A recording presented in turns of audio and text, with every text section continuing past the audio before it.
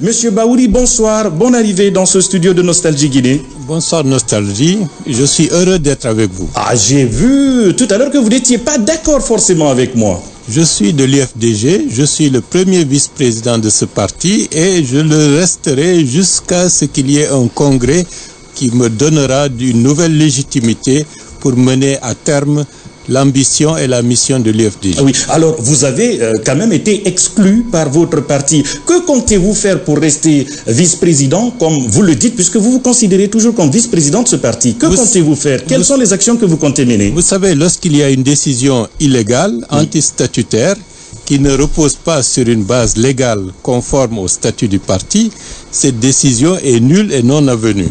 Et je pense que les procédures judiciaires et les procédures administratives qui ne manqueront pas de s'activer dans les prochains jours rétabliront les faits. La décision d'une cinquantaine de personnes ne peut pas remettre en cause la légitimité que confère un congrès national, d'autant plus que ceux qui ont pris cette décision appartiennent à une instance qui n'est qu'exécutive, alors que le bureau exécutif national, qui est composé d'environ 350 personnes, n'a jamais été associé à cette décision, et les statuts disent que c'est seul le bureau exécutif national qui peut prendre des décisions concernant le parti. Le conseil politique, même si on l'élargit aux députés, n'est qu'une structure exécutive des décisions du bureau exécutif national. Alors, vous êtes en train de nous dire on ne peut pas marcher par la tête et se dire qu'il y aura équilibre. Vous êtes en train de nous dire que vous allez attaquer cette décision de l'UFDG en justice, c'est ça? Le processus est déjà engagé. Eux, ils savent ce qu'ils ont fait. Ils savent qu'ils n'ont fait que tricher, ils n'ont fait que mentir. Ils ont déjà utilisé cette méthode contre Mamadou Barry, contre Lamine Keïta, et maintenant ils l'utilisent contre moi. Mais j'ai l'impression qu'ils sont vraiment entêtés de répéter toujours les mêmes fautes sans, au préalable, essayer de respecter les règles de bonne gouvernance d'un parti politique. Et je pense que de ce point de vue, ceci explique cela. Alors, l'idéal, comme vous le dites, après votre exclusion, n'aurait-il pas été justement ce moment de saisir la justice au lieu de vous rendre au siège de l'UFDG, sachant que vous étiez attendu et qu'on avait promis de vous empêcher d'y accéder? Je répondrai tout à l'heure à la question de la manière la plus correcte, la plus posée, pour expliquer à l'ensemble des auditeurs si le samedi précédent, le vendredi 5 février, c'est Loudalin, du haut de son perchoir en Assemblée générale, dit qu'il donne un dernier avertissement à son petit frère de venir au sein du parti et qu'il n'a même pas pris soin d'attendre que j'arrive pour prendre une décision d'exclusion, alors qu'au préalable, j'avais dit que le vendredi 5 février, je serai au niveau de présent pour la réunion du bureau exécutif national et la réunion du 6 février pour l'Assemblée générale. Cela veut dire que il y a anguille sous roche. Que s'est-il passé entre-temps? On dit qu'il faut venir et moi je dis je viens. Ah non, il ne faut pas qu'il vienne, on va l'exclure. Donc les auditeurs et l'opinion nationale et internationale doivent essayer de réfléchir à tout cela. Parce qu'au-delà même de cette exclusion, il y a eu une volonté le 5 février d'attenter à ma vie qui malheureusement a affecté la vie du journaliste Mohamed Koula Diallo. Alors expliquez-nous, c'est la procédure judiciaire. Avant mes chers confrères, expliquez-nous, donnez-nous votre version des faits. Que s'est-il passé? Dans quelles circonstances effectivement notre confrère a-t-il trouvé la mort? De la manière la plus concise, j'avais dit que j'allais venir. J'étais accompagné par 2 personnes, un ami, journaliste, et 2 autres amis, dont Ablaye Barry et El Hadj Bokoum. Ce ne sont pas des malabars pour dire que je viens avec des gens pour enfoncer le portail. Donc, à 16h30, j'arrive, je vois que le portail est fermé.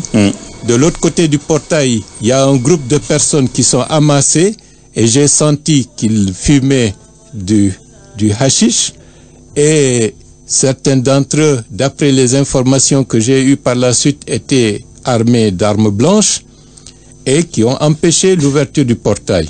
À un moment donné, un des battants s'est entrouvert j'ai reçu un coup de bâton sur la tête. Heureusement que ce coup a été amorti par un des jeunes qui était venu me protéger. Donc il y a eu... si le jeune n'était pas là, peut-être que ma tête, le crâne serait fracassé. Premier acte d'agression contre ma personne. D'accord. Le deuxième acte, quelques minutes après, ils ont jeté des pierres en notre direction. Nous qui étions dans l'impasse, et il y avait beaucoup de journalistes qui étaient aussi dans les parages. C'était le sauve-qui-peut. Des jeunes sont venus me protéger. Et à un moment donné, j'ai été déséquilibré. Ce déséquilibre m'a sauvé la vie parce qu'entre-temps, celui qui me protégeait a reçu le coup de poignard dans le dos et on n'a pu lui retirer le poignard qu'au niveau de l'hôpital. Celui à qui vous avez rendu visite à l'hôpital par la suite. Bien sûr. D'accord.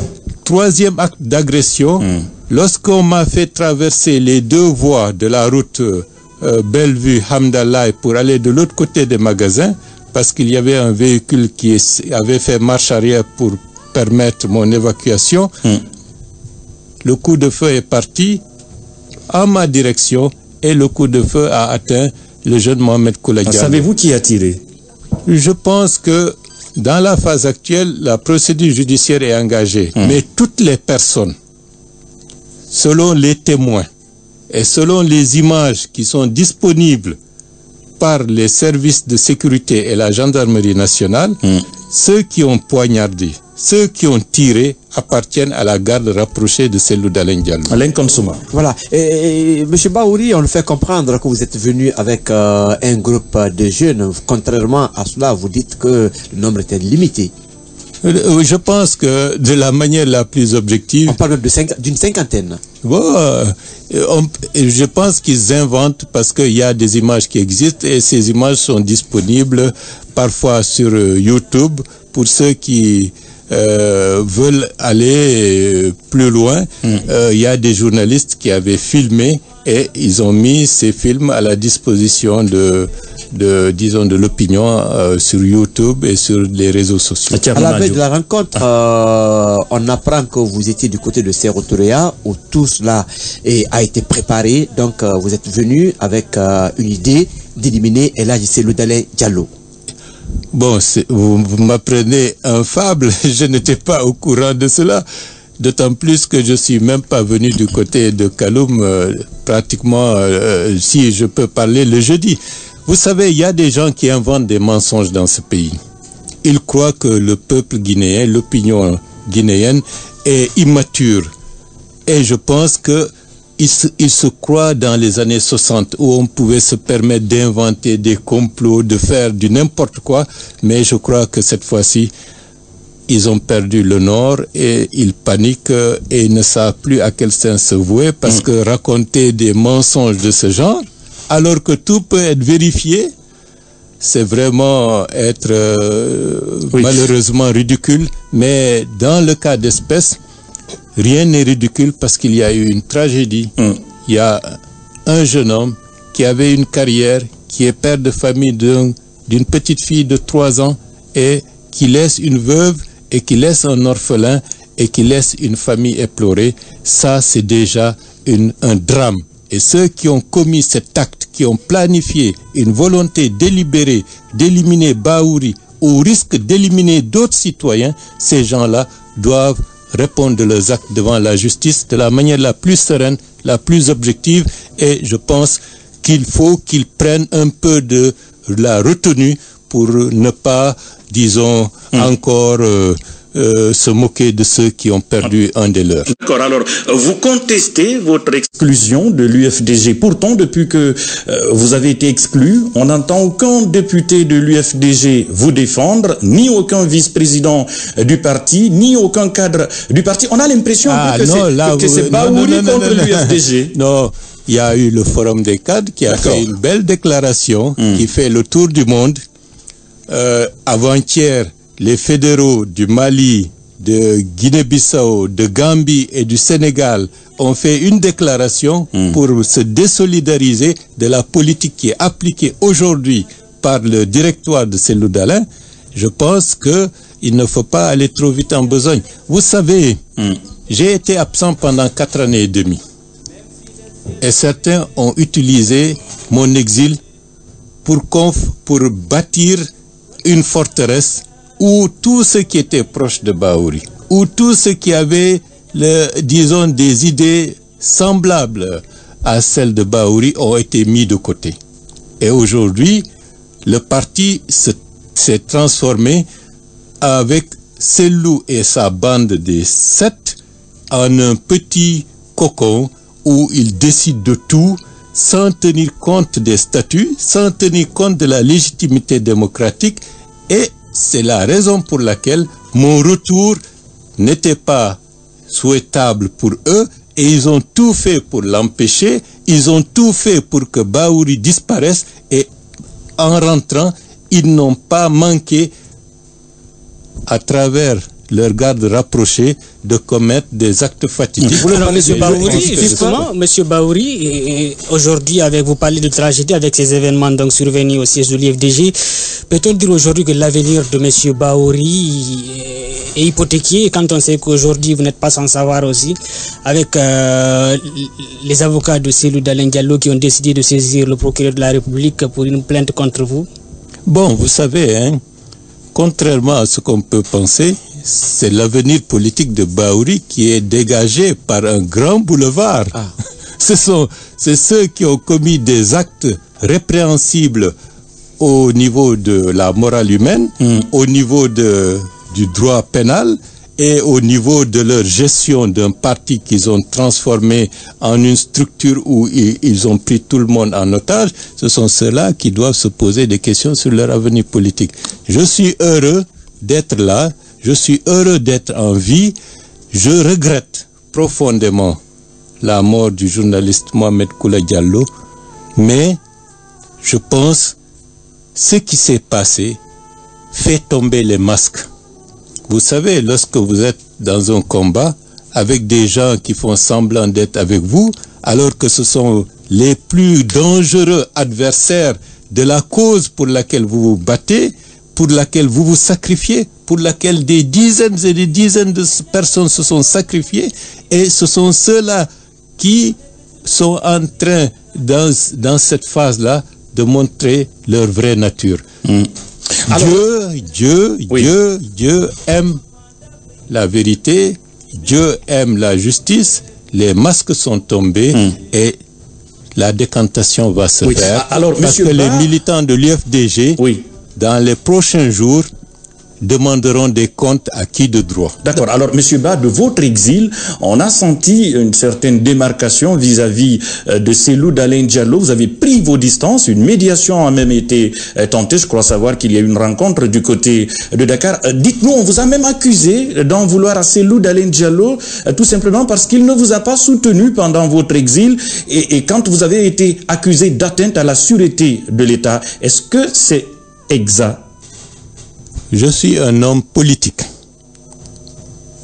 Je suis responsable. Mes intérêts à titre personnel importent peu. Ce qui m'intéresse, c'est l'avenir de mon pays et l'intérêt national. Je me suis démarqué parce que j'ai vu que la gouvernance, après l'élection présidentielle de 2010, que Cellou voulait imprimer à l'UFDG n'était pas la bonne au regard des intérêts fondamentaux de l'UFDG et des intérêts fondamentaux de la démocratie dans notre pays. Je n'ai pas manqué de le dire. Par exemple, j'étais contre le fait que le 3 avril 2011, après 4 mois d'absence, que Cellou Dalein vienne et demande à être accueilli par les militants de l'UFDG. J'étais contre. Pourquoi? Parce que j'estimais que ce n'était ni le lieu, ni le moment. Un nouveau chef de l'État vient d'être installé et vous voulez encore venir faire la mamaya. Et ce jour-là, que s'est-il passé? 60 de nos responsables ont été arrêtés. 3 militaires qui assuraient la garde de Cellou, du fait de la décision du CNDD à l'époque, ont été emprisonnés et sont déshabillés et aujourd'hui ils sont dans le chômage. Parmi les 60 personnes qui ont été arrêtées, beaucoup de femmes comme Yari Briki, tant d'autres condamnées en sursis, sont maintenant ont leur vie politique complètement mis sous le boiseau. Et parmi nos maintiens d'ordre de l'époque, 10 d'entre eux ont été sérieusement malmenés. Et l'un d'entre eux, Ousmane Ba de Télimilé, à la suite de ça, est sorti père de famille, d'une famille nombreuse. Il est mort de crise cardiaque. D'accord. Je pense, et Zakariaou a été fauché le 3 avril 2011. Vous imputez la responsabilité la responsabilité est partagée. D'accord. La responsabilité est partagée. Ceux qui ont commis les actes en tant que pouvoir ont leur part de responsabilité. Mais lorsque vous êtes le responsable d'une entité, d'une collectivité, votre tâche, votre responsabilité, c'est d'assurer au mieux la défense des intérêts des personnes pour lesquelles vous vous battez et non pas de les exposer à toujours une vindicte qui fait que depuis lors, des dizaines et des dizaines de personnes ont été tuées. Et on recommence à chaque fois et des personnes sont tuées, des magasins sont détruits, des commerçants sont complètement ruinés. Et on continue de dire que ça nous renforce. Mais c'est la raison pour laquelle, le 13 octobre 2015, lorsqu'il a dit qu'il veut faire descendre les gens dans la rue pour contester les élections, alors que je lui avais dit bien avant que si vous allez à ces élections présidentielles, vous ne ferez qu'accompagner la mandature actuelle. Ils ont refusé d'entendre raison. Oui, d'accord. Attendez, ils ont refusé de le dire, et c'est la raison pour laquelle, lorsqu'il a dit le 12 octobre 2015 que les gens descendent dans la rue et celui qui meurt, c'est parce que Dieu aura voulu qu'il meure, le 13 octobre, j'ai dit non. Et grâce à Dieu, la grande majorité de la population guinéenne a entendu cet appel et je salue ceux et celles qui ont contribué à faire de cela une réussite parce que la Guinée a évité un drame majeur et a évité une crise post-électorale sanglante qui aurait mis notre pays dans une situation de désespérance et de destruction totale. Lorsque vous êtes en politique, votre désir et votre ambition personnelle, c'est une chose. D'accord. Ce qui importe le plus, c'est l'intérêt du pays, l'intérêt général. Et de ce point de vue, je ne transigerai jamais avec l'intérêt de mon pays, l'intérêt de la population guinéenne, parce que je sais que c'est ma mission et c'est mon rôle. D'accord. Alpha Maditouli. Alors, Monsieur Ba, moi je vais aborder deux questions d'actualité avec vous. Premièrement, c'est qu'il y a les avocats, le collectif des avocats de l'UFDG. Non, j'aurais préféré, dites le collectif des avocats de Cellou Dalein. D'accord. Parce que je dis ce il ne faut pas. Non, il faut pas répéter ce que toujours les gens disent. Ils disent qu'ils ont exclu Bahouri sur du faux. Officiellement, Monsieur Ba, vous reconnaissez qu'il y a un parti en Guinée qui s'appelle l'UFDG. Non. Donc, attendez. Alors, les avocats de Cellou Dalein. D'accord, comme vous le dites. En tout cas, on va essayer de poser la question. Ces avocats disent aujourd'hui que ces enquêtes sont orientées, qu'il y a qu'un camp qui est entendu. C'est le camp de Cellou Dalein. Vous avez vu notamment que près de 20 agents ont été arrêtés au niveau avec donc l'agent enquêteur. Ils accusent même l'agent enquêteur d'être à la base de cela. Qu'est-ce que cela vous inspire? Deuxièmement, je vais aller rapidement. Vous avez fait 2 rencontres récemment. Vous avez rencontré Monsieur le Président de l'Assemblée nationale de Guinée. Vous avez également rencontré le ministre de l'Administration du territoire national. Qu'est-ce que vous vous êtes dit là et est-ce que vous trouvez cela opportun en pleine crise au sein de votre parti? La malgouvernance est le mal qui est en train de détruire la Guinée. La malgouvernance dans la gestion de l'UFDG, elle est devenue manifeste. Et lorsqu'on œuvre pour une démocratisation de l'ensemble de nos institutions, il ne faut pas être victime de cette malgouvernance de gens qui décident n'importe comment sans respecter les règles. Donc ce n'est pas l'UFDG qui est mise en cause dans cette affaire, c'est la gouvernance de Cellou Dalein qui est mise en cause. Et sa garde rapprochée est celle qui est responsable présumée des actes répréhensibles dont la justice s'est saisie. Donc, ceux qui ont été blessés, ce sont des gens qui me protégeaient. L'un a reçu le poignard dans le dos, l'autre a reçu Abdoulaye Koza a reçu le poignard dans le dos, Ibrahima Sori a reçu le poignard au cou, le jeune journaliste Mohamed Koula a reçu la balle qui m'était destinée. J'ai reçu une barre de de bois sur la tête. J'ai, par la grâce de Dieu, le poignard, le coup de fusil était dirigé contre moi. Donc, pourquoi s'étonner que ce sont ces gens qui sont devant interpellés?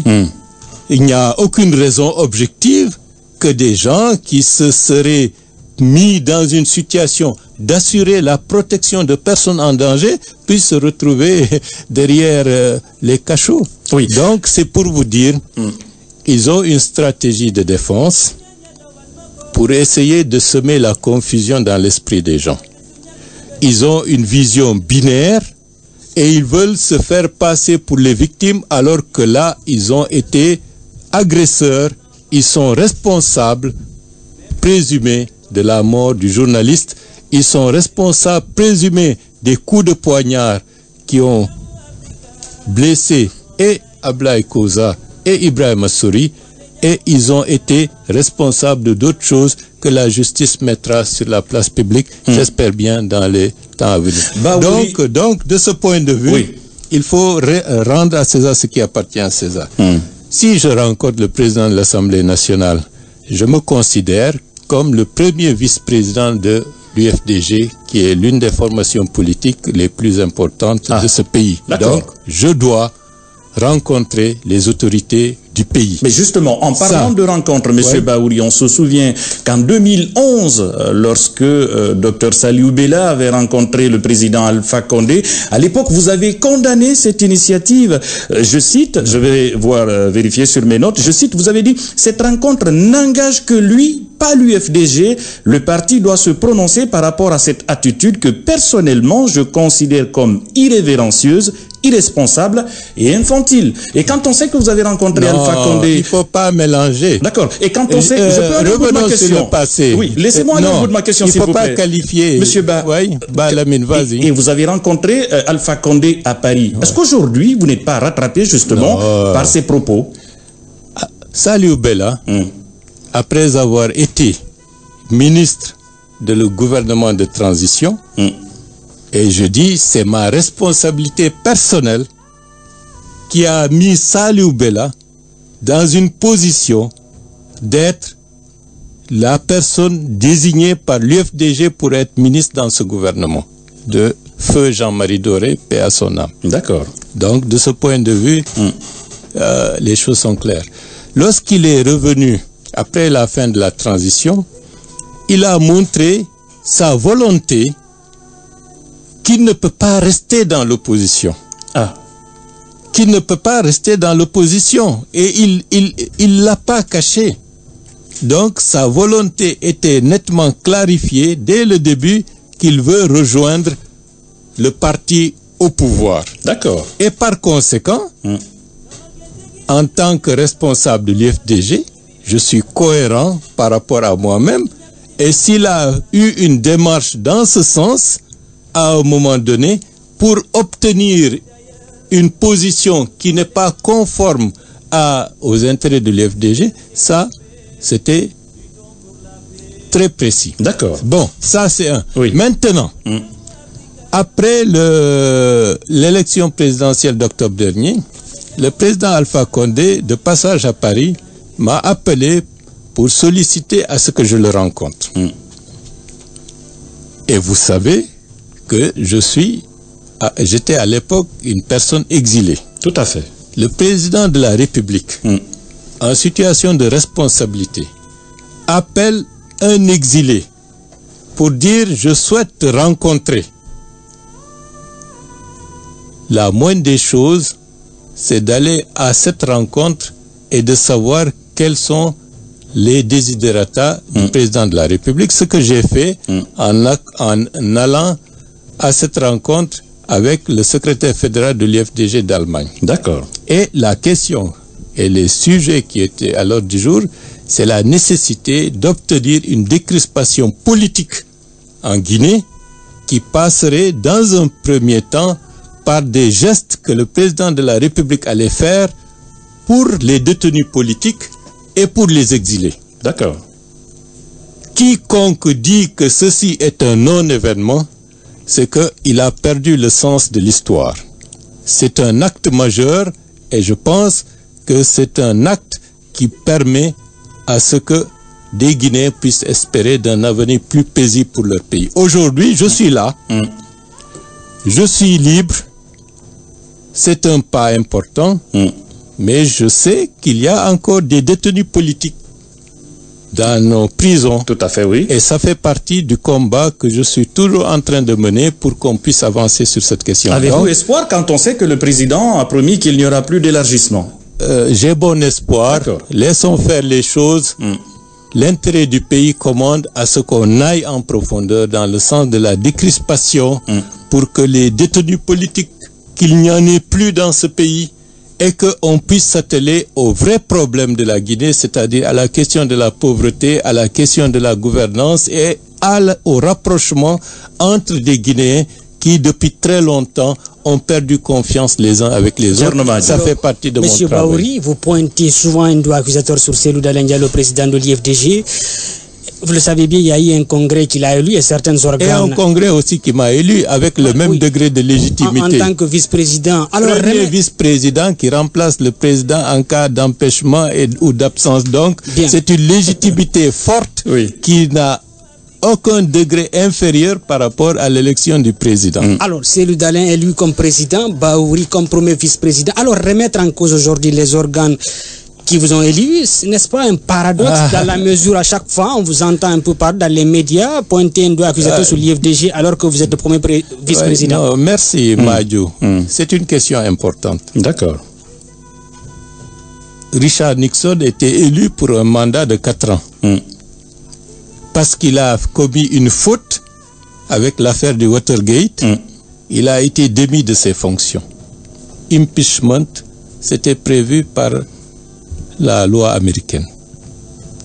Pourtant, on aurait pu dire, Richard Nixon est élu pour 4 ans, il faut lui laisser terminer son mandat. Il a commis une faute majeure qui le disqualifie. Ça, c'est un. Et dans d'autres pays, lorsque le président en titre ou le responsable d'une institution commet des fautes graves, on lui demande de revenir, de présenter sa démission. L'histoire du président de Volkswagen, le PDG de Volkswagen, avec cette histoire de trafic comment on appelle ça, au point de vue de la mesure... Oui, de taux de pollution. Du taux de pollution. Lorsque ça a été découvert, pour sauver l'institution, on lui a imposé, ou il s'est imposé, de démissionner pour sauver l'institution et de prendre toute la faute avec lui. Alors, dans ce cas, vos actions... n'allons pas vite en besoin. Lorsque vous êtes président d'un parti, vous avez mené l'élection présidentielle comme candidat en 2010. Au premier tour, vous avez 44% et en fin de compte, au deuxième tour, vous avez perdu. Vous avez mené la campagne législative de 2013. Pendant des mois et des mois, vous avez fait descendre des gens dans la rue pour dire que avec Weimar, il n'y aura pas d'élection législative. Il y a eu beaucoup de dégâts, une situation politique calamiteuse pour l'ensemble du pays et beaucoup de victimes dans les rangs de l'UFDG. Et la veille, vous signez un accord de juillet 2013 pour dire que Weimar doit gérer l'élection législative. Ça s'appelle de la trahison.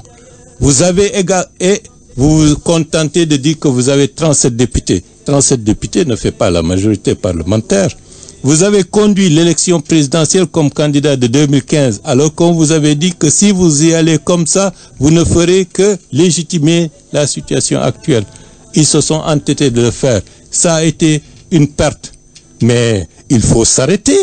Il faut faire le bilan. Mais justement, il faut se dire désormais, après des échecs majeurs où la situation et l'avenir de l'UFDG est hypothéqué, on ne peut pas continuer toujours de dire on y va, on y va, on y va. Mais justement, c'est la raison pour laquelle un homme responsable devrait par lui-même dire j'ai fait 2010, j'ai fait 2013, j'ai fait 2015. Globalement, c'est un échec. Je rends le tablier et je laisse à mon parti le soin d'organiser ma succession.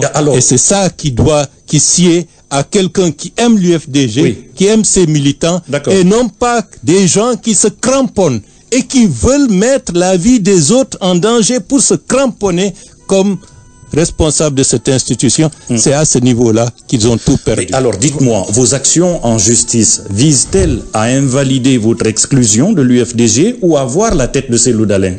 La question est mal posée. Ah d'accord. Une vie humaine a été perdue. Ceux qui sont responsables de cet assassinat doivent répondre devant la justice. Quelles que soient ces personnes. Une tentative d'assassinat a été perpétrée contre Bahouri. D'accord. Il faut que la lumière se fasse sur cette affaire. Déjà, assassinat, tentative d'assassinat, il faut que la justice clarifie et que les responsables soient sanctionnés à la hauteur de leur forfaiture. Alors, et ceci ne doit exclure personne.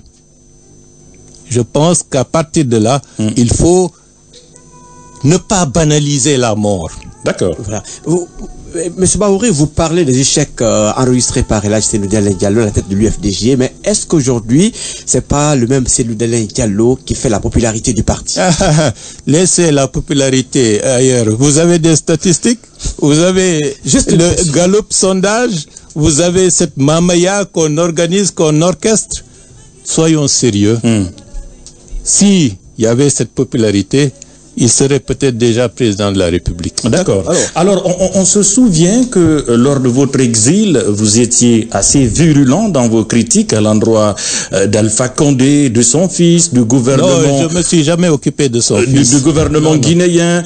Mais depuis qu'il vous a gracié, depuis votre retour, on sent que le discours de Bahouri a quelque peu évolué. On ne voit plus, on n'entend plus ces critiques acerbes contre le gouvernement et les actions du président, ce qui amène les responsables de l'UFDG à vous accuser d'être de connivence avec le gouvernement et Alpha Condé pour détruire le parti. Bon, laissons-les dire ce qu'ils veulent. Ceux qui prétendent, cette bande des 7 et Cellou n'ont qu'à dire ce qu'ils veulent. Mais il faut revenir à l'essentiel. D'accord, on va changer de sujet. Attendez, ne soyez pas pressé, Balamine. Ne jetez pas des choses. Et puis, Monsieur Alpha Condé... de son premier mandat n'est pas le même Alpha Condé dans ce second mandat. D'accord. Qu'est-ce qui a changé? Il m'a expressément indiqué qu'il veut une volonté de décrispation de ce pays pour un apaisement profond afin que la Guinée puisse actualiser ses ressources économiques, que les gens puissent se mettre au travail, qu'il y ait une croissance économique, parce que c'est cette lutte contre la pauvreté qui peut ramener l'espoir au niveau de la grande majorité des Guinéens. Et vous le croyez sur parole? Je le crois. Et je me donne également, en tant que responsable d'une opposition constructive, de jouer ma part pour que la Guinée puisse améliorer son image sur le plan interne et sur le plan international, qu'en interne, que les communautés guinéennes se fassent de plus en plus confiance, que les libertés fondamentales soient respectées pour tous les Guinéens et que progressivement, nous construisons un espace de convivialité qui peut permettre à la Guinée d'actualiser ses ressources économiques. Alors, on va s'occuper de l'actualité la plus récente. Monsieur Bahouri, vous avez suivi la grève générale illimitée déclenchée par les centrales syndicales. Quelle lecture faites-vous de ce bras de fer qui a opposé gouvernement et syndicats pendant une semaine avant ce dénouement? C'est très important. Il faut que les Guinéens prennent conscience de la situation de la Guinée d'aujourd'hui. Depuis 2000, depuis la décennie 2000, il y a eu des réformes indispensables, tant sur le plan des infrastructures économiques, de la stratégie économique, qui auraient dû être prises, qui n'ont jamais été faites. Nous traînons des boulets d'une longue période de malgouvernance et d'absence de décisions stratégiques qui aurait pu permettre de mettre la Guinée sur orbite. Je donne un exemple. Cette inflation qui ruine les Guinéens, elle est due à quoi? Il y a beaucoup de facteurs, mais le principal facteur, on ne se pose même pas la question puisqu'on considère que c'est une donnée immuable. C'est la question de la monnaie nationale. Lorsque dans un pays, la monnaie nationale n'est pas gérée de la manière la plus rigoureuse, avec une économie qui doit sous-tendre la valeur de cette monnaie, il va de soi que tous ceux qui travaillent dans ce pays verront leur richesse et leur épargne s'amenuiser et se détruire. Et si vous remarquez l'histoire de la Guinée, dès qu'il y a une période inflationniste, il y a des crises politiques qui suivent. Et c'est la raison pour laquelle un des éléments clés où on doit y réfléchir, c'est cette question de la gouvernance en termes de politique monétaire. Pour beaucoup, ça fait partie des habitudes. Il faut monter tel prix, il faut faire la TVA de l'autre côté, il faut faire ceci, il faut faire cela.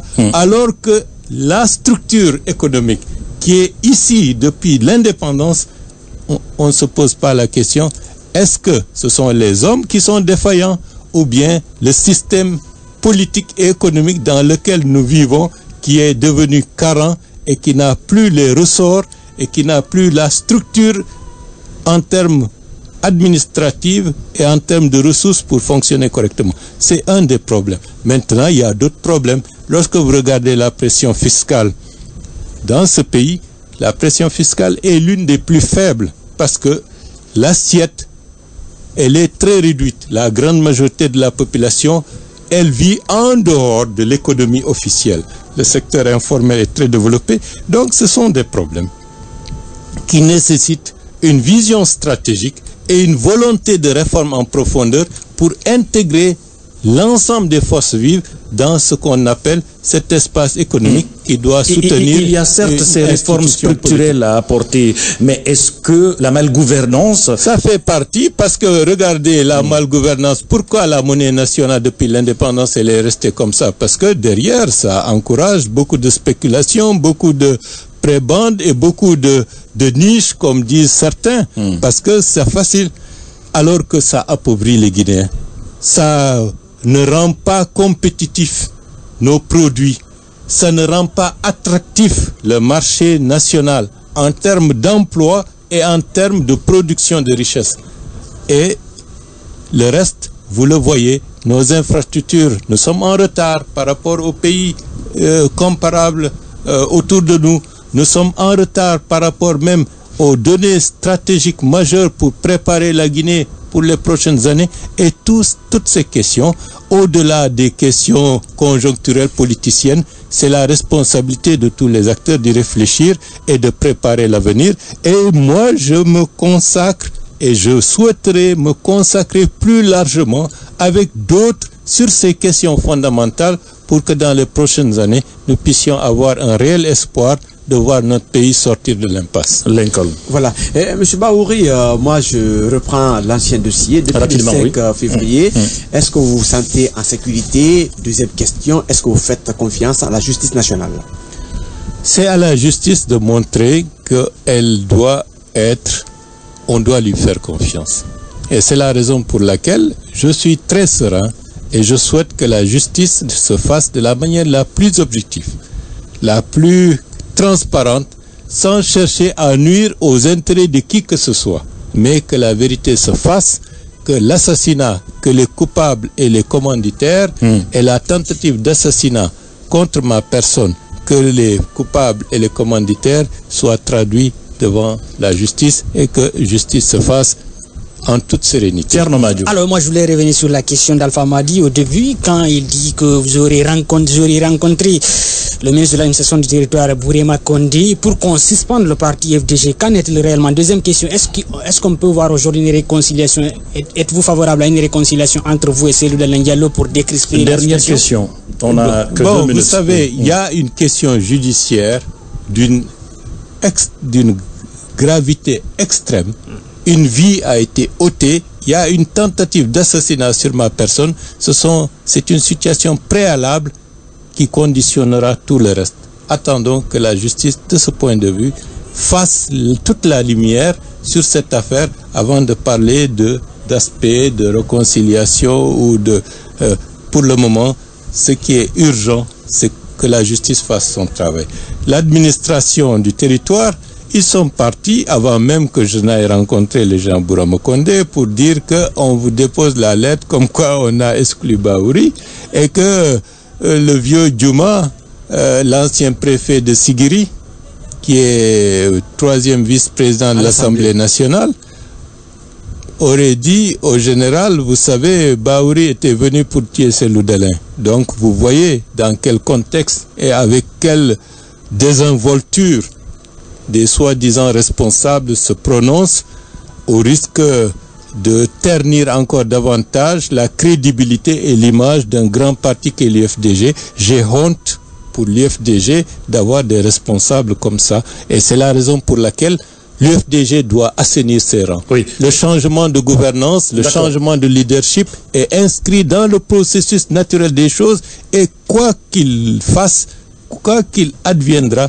le changement de leadership au niveau de l'UFDG se fera parce que ça va dans le sens de l'histoire et c'est une trajectoire immuable. Alors, une question, 20 secondes, ou non, M. Bahouri, vous avez dit tout à l'heure que le pays est en retard. Alpha Condé dit que c'est la faute des anciens premiers ministres, y compris Cellou Dalein Diallo. Est-ce que vous êtes d'accord avec lui? Le passif, tous ceux qui ont eu à gérer le passif sont responsables du retard du pays. Merci à vous, Bahouri. Merci d'être passé dans ce studio. On aurait aimé vous garder jusqu'à la fin. Nous savons que vous avez un calendrier assez chargé. On espère vous avoir périodiquement dans ce studio pour continuer à commenter l'actualité nationale et internationale. Avec plaisir. Merci donc. Africa 2015.